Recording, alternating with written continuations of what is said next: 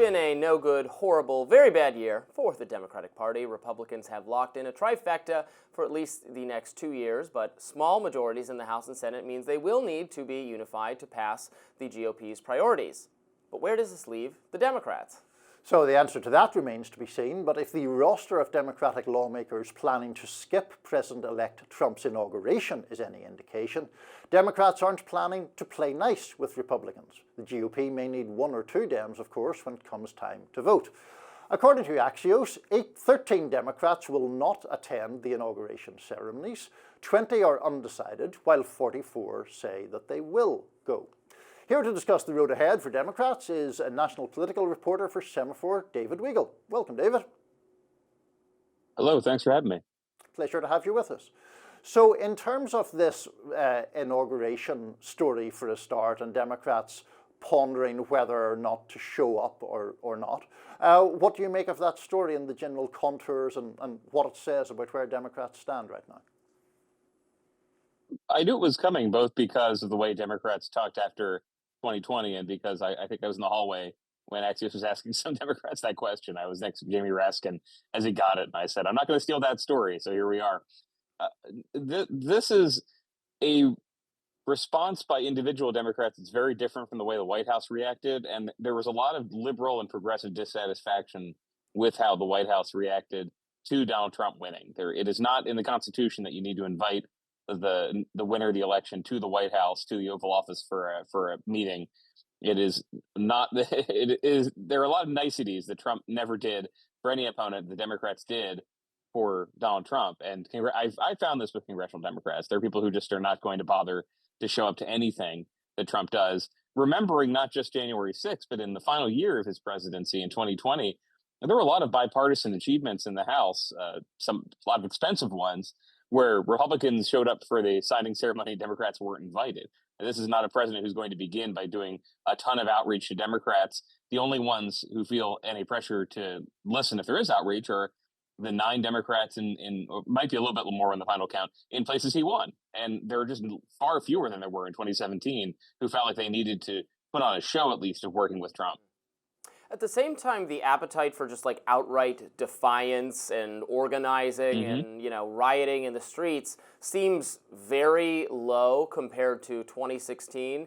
And even some of the more progressive, depends on what the issue is, I guess, but lefter leaning in some sense, or some more fans among the left Democrats like Bernie Sanders even and Ro Khanna have said more conciliatory things, or have talked about, are there areas where, for instance, we can work with Elon Musk to cut, let's say, the defense budget. I'm seeing from some of the ostensibly more progressive people a desire to work it out, get things accomplished, that it's definitely not let's go fight them in the streets kind of attitude. Is that characteristic of the party at large, or is that just a couple, eclectic individuals? It starts the eclectic individuals, and they've got a strategy. You mentioned a couple people, Bernie Sanders, Ro Khanna, who I talked to Raskin, who was mentioning prior to this. He said there are some Democratic reforms, small d Democratic voting reforms, that maybe Republicans will listen to now because they've won the popular vote and they're not going to be as dedicated to the Electoral College. That is a response by some Democrats, and what they're trying to do is highlight things that Trump talked about in the campaign, take some credit if they pass them. If they don't pass them, if Republicans in Congress don't supply the votes to pass them, then say, well, we tried to do that and Republicans lied about it in 2024. Vote for us in 2026, and we actually will. They're going to try this with, for example, cap on credit card rates, with free IVF, with a number of things that Trump talked about. No taxes on tips. I just was talking to outside conservative activists before the weekend who are already nervous that the Trump administration might do corporate tax cuts, but not do some of the more, progressive tax cuts that Trump ran on.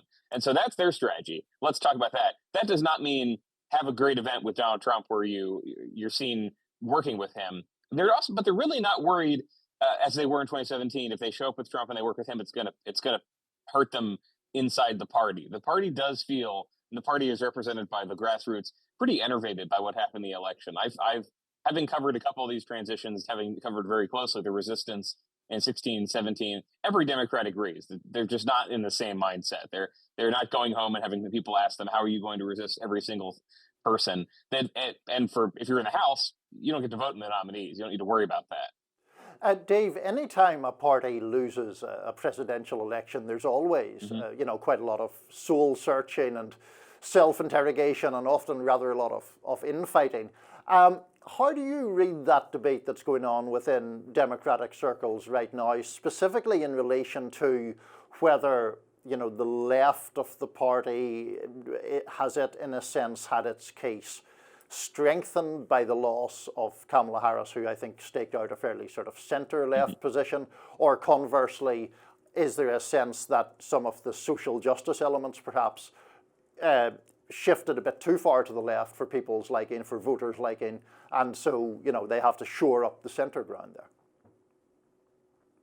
Well, it depends which Democrat you're talking to, because among the non-progressives, and this is a broad group of people. This is the New Democrats, but this is also a lot of people who are part of the Congressional Progressive Caucus and don't agree with every one of their priorities.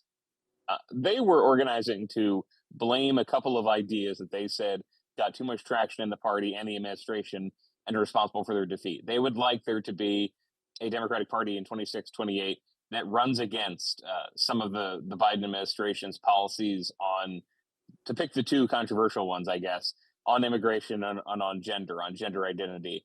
And they did not find a lot of takers. They were very vocal in the weeks after the election, saying there are some policies the party needs to shift on.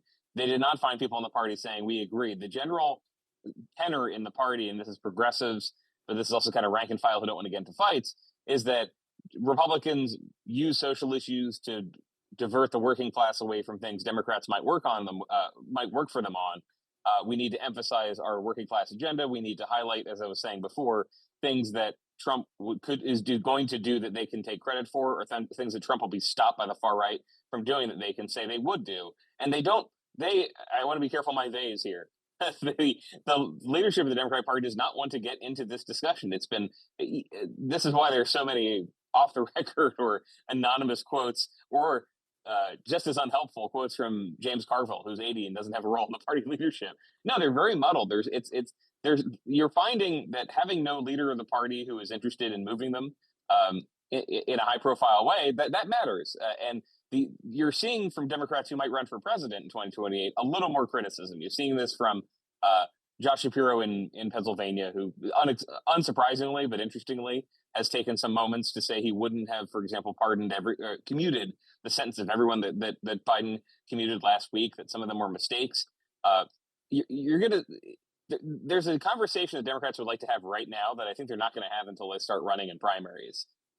For the moment, they're really, not that the election was that shocking, but every one of their advocacy groups has been wrong about something. They're dealing with a world where the people that they held meetings with for 4 to 8 years or their whole careers, advising them on a certain immigration policy, a certain policy about sequencing border security over citizenship, where they were all wrong about the politics. And the result is that they're just very confused about how to act.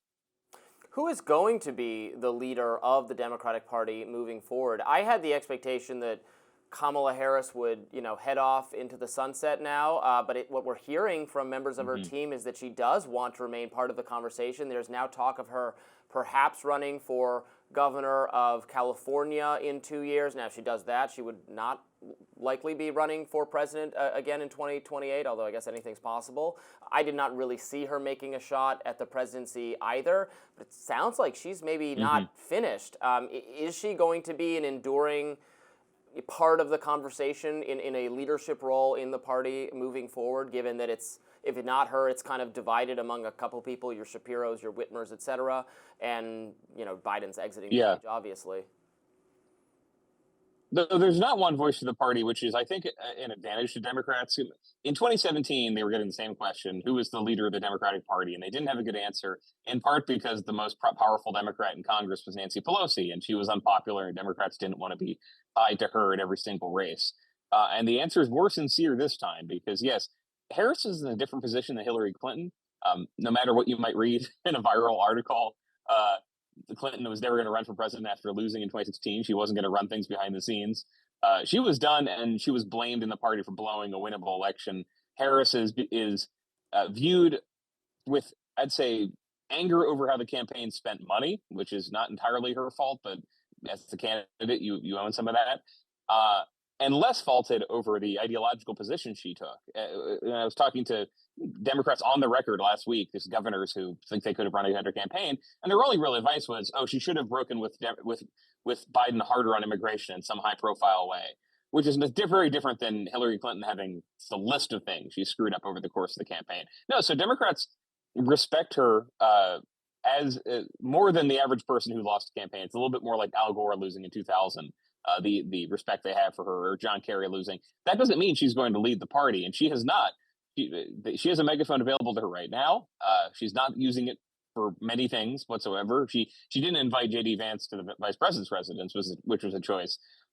Talking to California Democrats, they have an open race for governor after Gavin Newsom. They have a number of candidates running who just aren't well known, and she could jump into that. The question is really, and this is one of the reasons she lost. Maybe we can't easily answer this. What kind of politician is Kamala Harris? Why is she doing this? Does Kamala Harris want to leave her legacy in politics as, I was a successful governor of California who did a bunch of hard things that the state needed to have done? Or is it, I'm going to make some money on speeches, which I certainly can do, and never run again?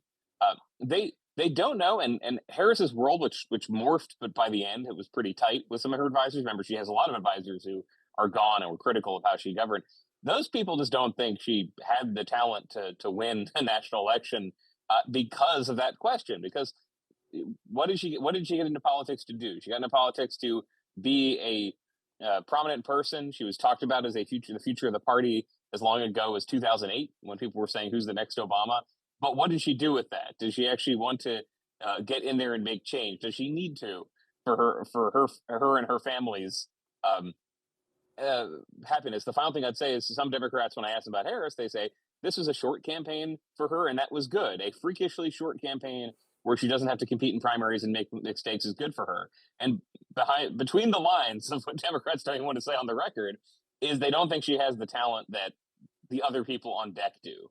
The other governors already looking to run for president, they think would have done a better job in this campaign, and they can move on from her. So I hear a little bit more about what does she want to do this for? If she has a real drive, she should fix California rather than run again for president.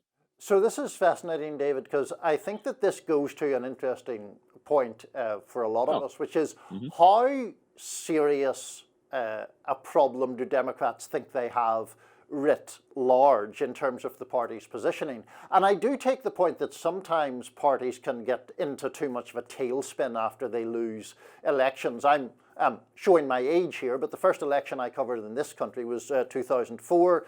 George W. Bush won re-election at a time when he was despised by Democrats and liberals. And there was this whole freak out about, oh, can Democrats win again? This is just an endlessly center-right country.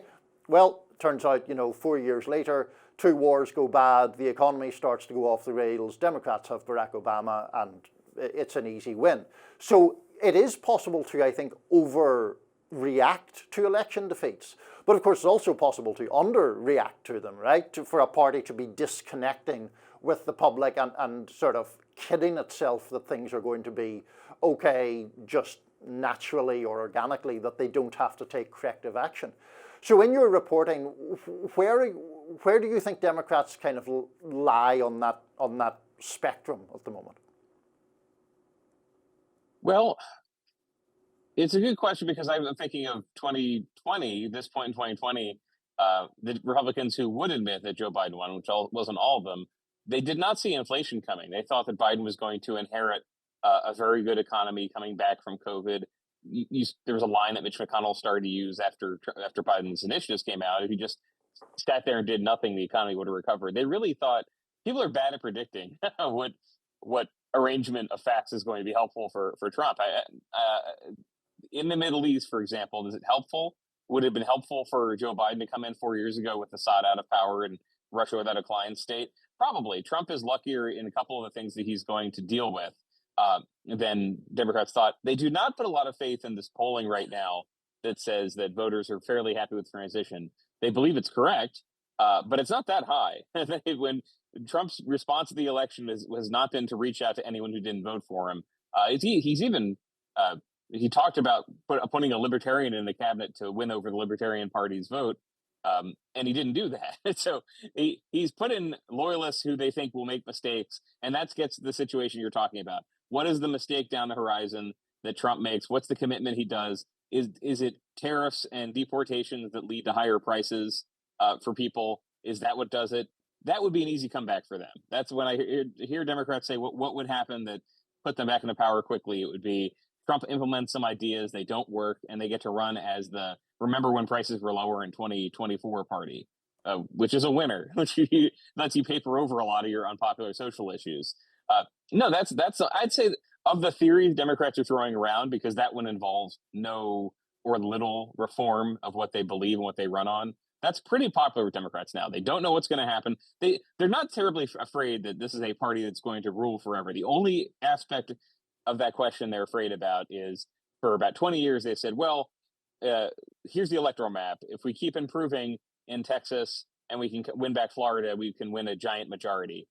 The election, they got much further away from ever winning Texas or Florida with this arrangement of voters, with this popularity among Latinos.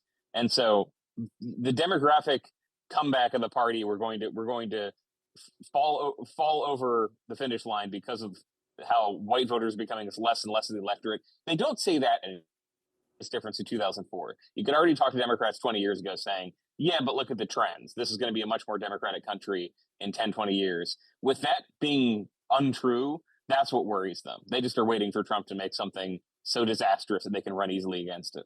Yeah, if demographics are destiny, the Democratic Party is effed.